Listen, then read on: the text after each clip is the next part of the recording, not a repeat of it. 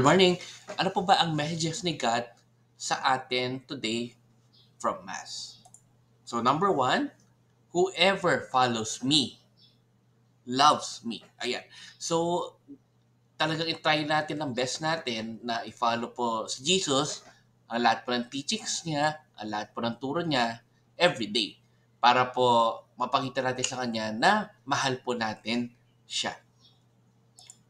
And next, God will love us as we remain obedient to Christ. So, talagang mahal tayo ng Diyos as long as talagang masunurin tayo sa mga gusto po ni Jesus, sa mga turo po niya, sa mga gusto niyang ipabot sa lahat po sa atin.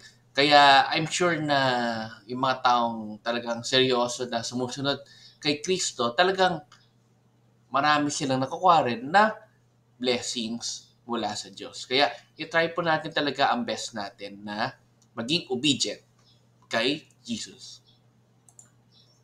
Number three, the Holy Spirit will make us remember what the Lord did and taught us. Totoo po yan.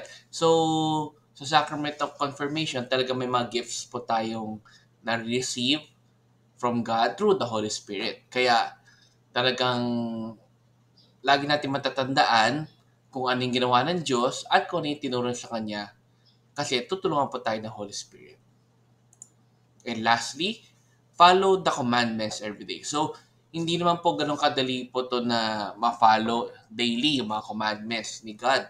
Kaya, gawin natin ang best natin na kahit sa mga simpleng paraan ay ma-follow po natin yung commandments ng God, ni God or ni Lord.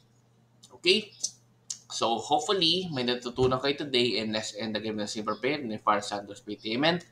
Lord, tulungan niyo po kami na maging masunurin sa mga teachings po ninyo, sa mga turo po ninyo, pati rin po sa mga bilin po ninyo sa amin. Sana po everyday ay masunod po namin yon kahit sa sarili po namin simpleng paraan at yung commandments po ninyo ay hopefully masunod rin po namin yon in our daily lives.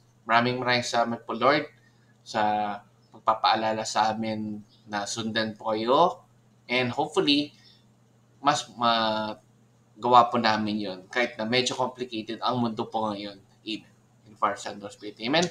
So good morning po sa inyo. Have a great day. Have a start of the week. Ingat po sa pagpunta po galing work or school. And let's end the game with a simple Thanksgiving prayer. Daily thank you prayer. Lord, thank you very much for all the blessings that you are giving us every day. Thank you for our food, safety, security, guidance, and all your blessings. Please avoid us getting sick from all illnesses and forgive us for all our sins.